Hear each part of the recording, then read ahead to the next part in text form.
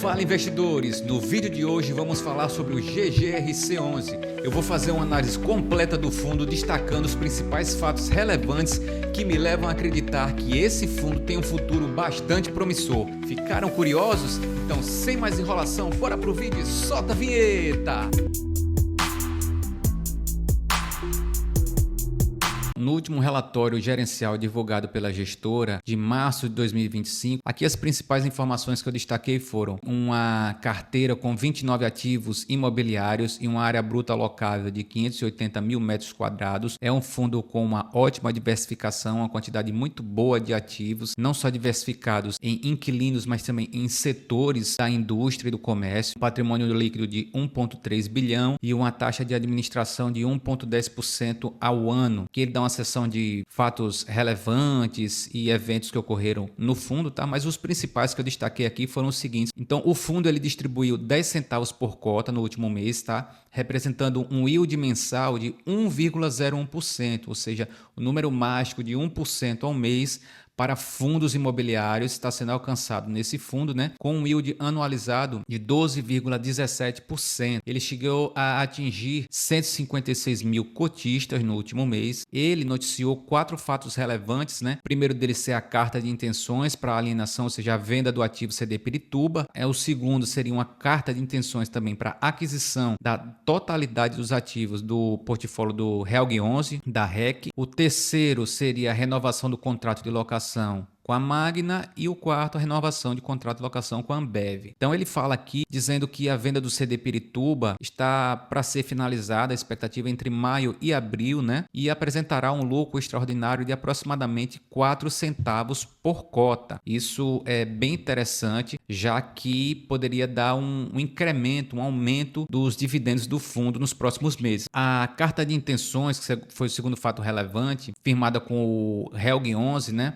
Para a aquisição do portfólio desse fundo, ela busca o quê? Melhorar a diversificação da carteira do GGRC11, com menos concentração e um menor índice de alavancagem, ou seja, o fundo espera aumentar a sua diversificação com a aquisição desse fundo, né, e diminuir sua alavancagem. Só acho que a gestora devia explicar qual é o índice de alavancagem a ser alcançado com a incorporação do Helg 11, informa que o fundo se compromete a subscrever o valor equivalente, né, no âmbito da oferta pública primária de novas cotas do GGRC11, que foram lançadas agora na nova emissão, na 9ª emissão do fundo. Então aqui estão ativos do Helg 11, então tem o imóvel REC Log Cotia, tem o REC Log Extrema e o Log de Queimados, e ainda o de Contagem em Minas Gerais. O outro fato relevante foi a renovação do contrato de locação com a Magna, foi prorrogado por um período de 5 anos, né, com o reajuste anual baseado no IPCA. Da mesma forma foi para o Ambev Pelotas. Então aqui ele fala sobre o fato relevante, que é a 9ª emissão de cotas, né? Acredito que essa emissão seria justamente para que o Helg 11 possa subscrever essas cotas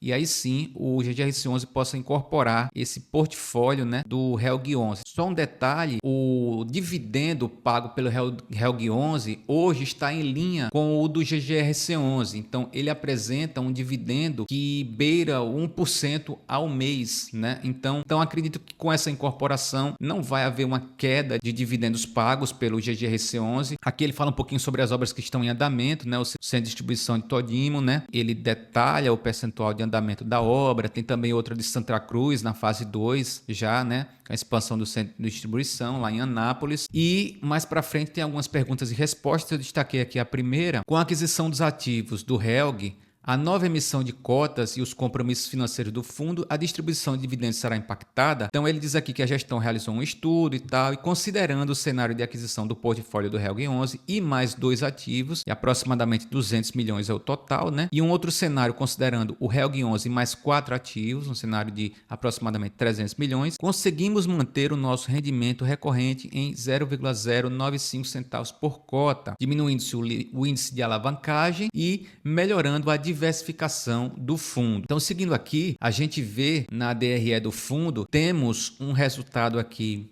extraordinário em termos de receita de locação, né? Aqui no mês de janeiro, esses 19 milhões, acredito que essa diferença, algo em torno de 6 a 7 milhões, é em decorrente do pagamento que observamos aqui através do acordo que foi feito com a Suzano. Então, a gente tem aqui o relatório de janeiro, eu vou mostrar para vocês o que é que aconteceu. A Suzano, ela não quis renovar o contrato de locação. Então, foi feito um acordo onde haveria, além do pagamento anual dos aluguéis, então a locatária faria uma compensação adicional no valor de 7 milhões, totalizando um acordo de aproximadamente 13 milhões e 200 mil reais. Então, parte desse acordo, acredito que já foi recebido pelo fundo em receita de locação em janeiro. No mês de março, observe que os valores voltaram à sua normalidade, com um saldo aqui após as despesas de 11 milhões e 300 mil reais, tá? E um resultado distribuído um pouco maior de 12 milhões e 200 mil reais. Por quê? Porque ele fez algumas reservas com esse recebimento aí milionário em janeiro, tá? Então, o fundo pôde pagar, inclusive, 10 centavos por cota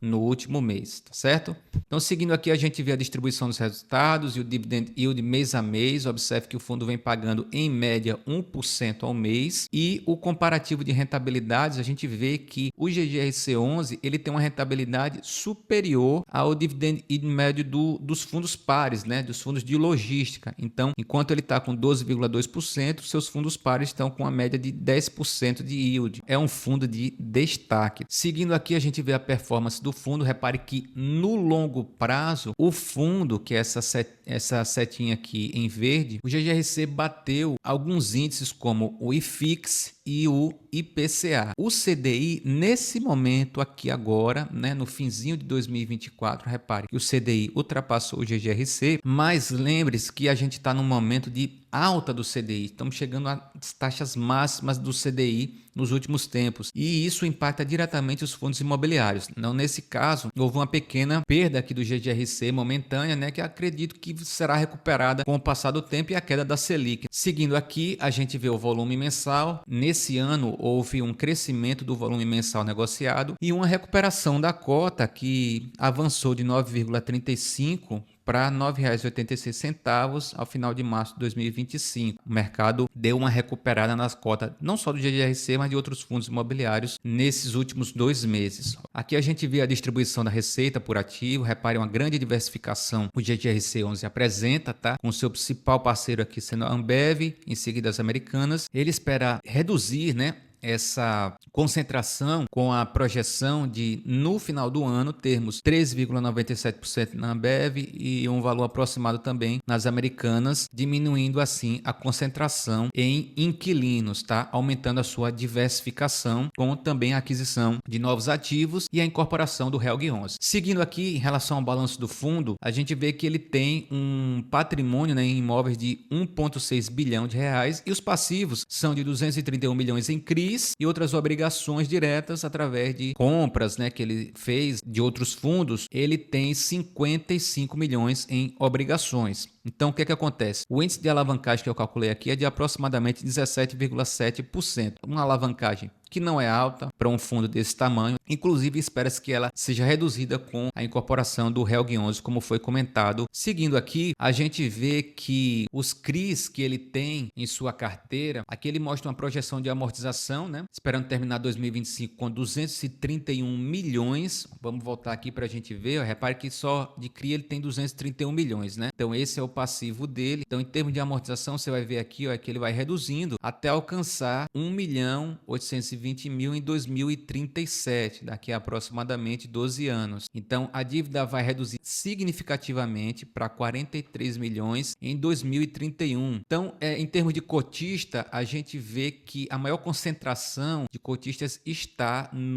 na região sudeste, tá? No estado de São Paulo, predominantemente com 34,8%, e em março o fundo atingiu 156.091 cotistas, tá? O cronograma de reajustes, a gente vê que os meses de junho, julho, agosto e setembro são os meses que apresentam maior concentração em termos de meses seguidos para reajuste de aluguel. Mais à frente a gente vê que esses reajustes são 92% baseados no IPCA, onde o fundo apresenta 56% dos seus imóveis do tipo logístico e tem uns 22% em industrial e 20% em híbrido. Aqui o ramo de atividades, que traz uma diversificação para o fundo em setores da economia, né, como comércio varejista, alimentos e bebidas bebidas, máquinas e equipamentos, veículos e peças, enfim, uma série de setores do comércio e da indústria para diversificação do portfólio do fundo. Vencimentos dos contratos, a maior parte dos contratos vencem de 2030 em diante, tá? Com 31% vencendo em 2027. Seguindo aqui, principais indicadores de mercado, observe que esse fundo ele ainda apresenta um preço médio de locação inferior ao mercado. Então,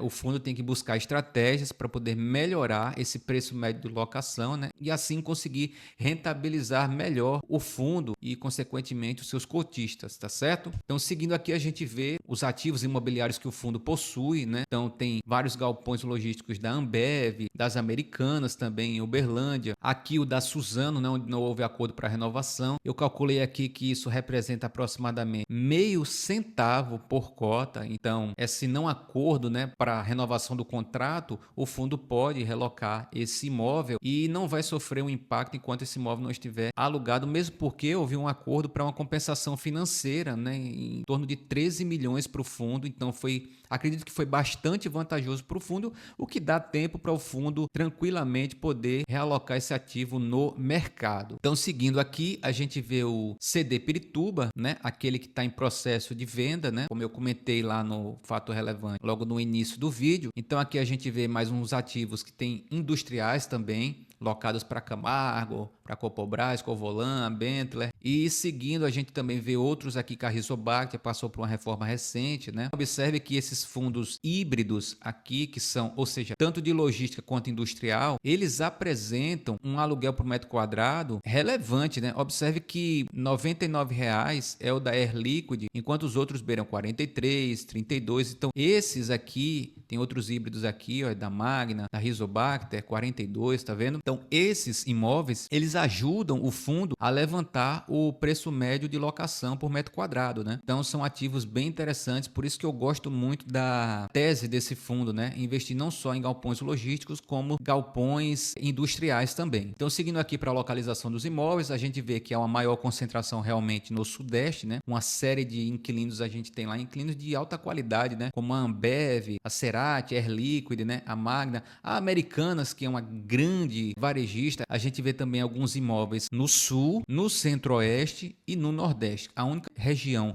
que não apresenta imóveis do GGRC11 é a região Norte. Então, galera, esse foi um resumo do GGRC11. E aí, você tem o GGRC11 na sua carteira? O que é que você gosta mais desse fundo? É a tese de misturar galpões industriais com galpões logísticos? É outra coisa? Então comenta aqui que eu quero saber. Ah, e não se esqueça, já deixa o like e se inscreve no canal e ativa o sininho para não perder nenhuma atualização sobre esse fundo e outros fundos imobiliários. Nos vemos na próxima semana e até lá!